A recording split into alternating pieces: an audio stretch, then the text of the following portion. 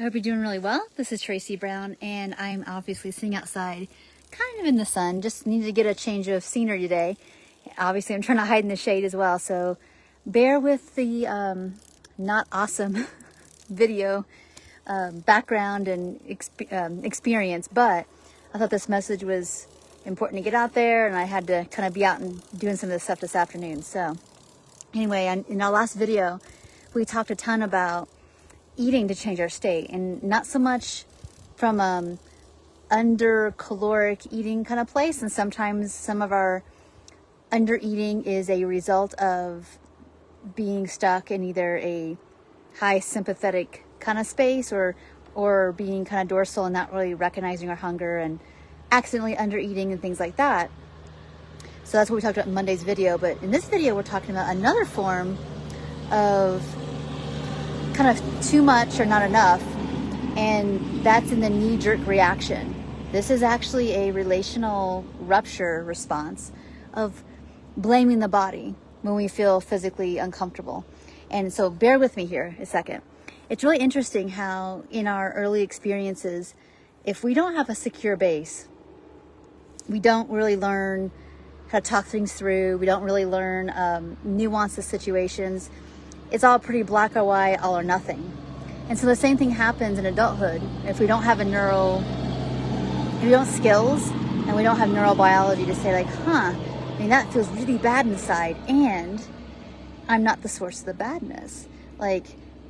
This is one of the first things that in the early months of nutrition counseling that has to be worked on is differentiation between the body being the threat and something inside feeling uncomfortable or feeling bad, but the body inherently isn't the threat. Like something is happening, something is too much or not enough, whether it could be a food thing. Most people, their first thing to do when they're have uncomfortable experiences and they're eating food around that, the first thing to do is like, the food's wrong. And then when people get kind of past the always blaming everything that we eat for a bodily sensation. I mean, sometimes that's true. Sometimes we eat something that doesn't settle right. We have food poisoning. So be it. For the most part, what happens is when we eat the food or don't eat the food, there is a change inside of our felt sense. And we're not always that great at recognizing, when I ate that food, I also was thinking about something that's really difficult. And when I ate the food, I felt more contact with the difficult feelings. We're not really that great at that until we learn that skill. So it's the same thing with the body. So let's say that you eat some food and then it makes you, feel a sensation from some kind of past unresolved distress, discomfort. If the distress and discomfort is also paired with a really overwhelming, yucky, not great experience, our body just goes into this either fight or flight or please response to get us to stop that sensation, basically, until that issue is resolved. So this is pretty complicated in some level. It's like you have to be able to have enough compassionate witnessing, and most of us don't have that until we work on that with somebody who's safe. And then to be able to really look at all circumstances from a place of curiosity and compassion and a lot of courage to even if I did something that wasn't maybe supportive to my body is just always giving me feedback. It's not betraying me. It's not falling apart because it's inherently screwed up. It's just that it's going through something, or it's giving me signals of something that I really need to investigate.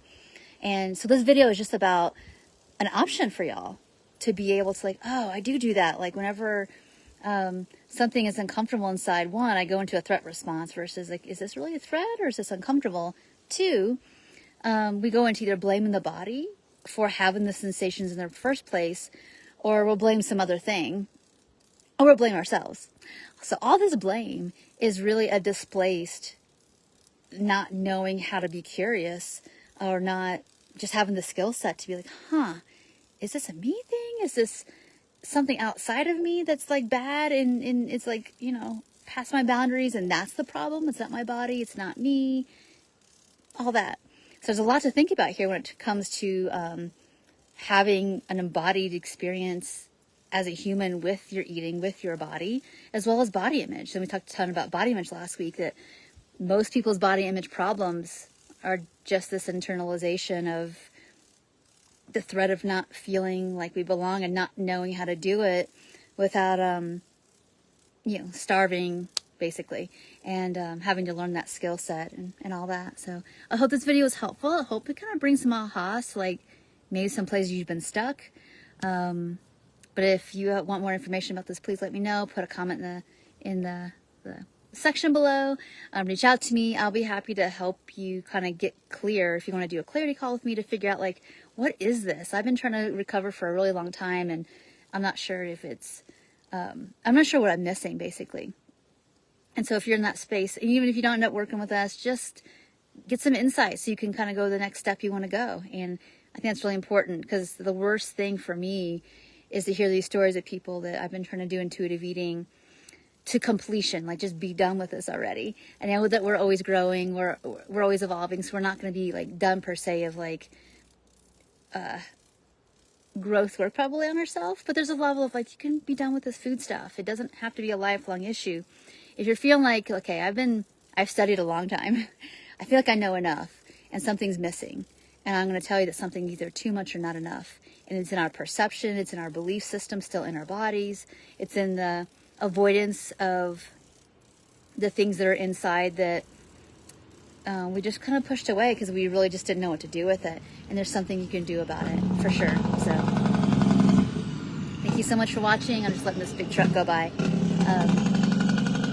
Thank you so much for watching, and I hope this brought a little bit of clarity to actually a very complex topic, but just so you know that there's a starting place and there's more you can do with it. So I'm trying to think of anything else. Yeah, if you haven't seen any of my Fight, Flight, Freeze, or Please videos, go to my YouTube and just my name and Google those phrases, and you'll get a whole bunch of videos. So you can kind of catch up to this place and even get some tips about what to do with that next. So thank you so much.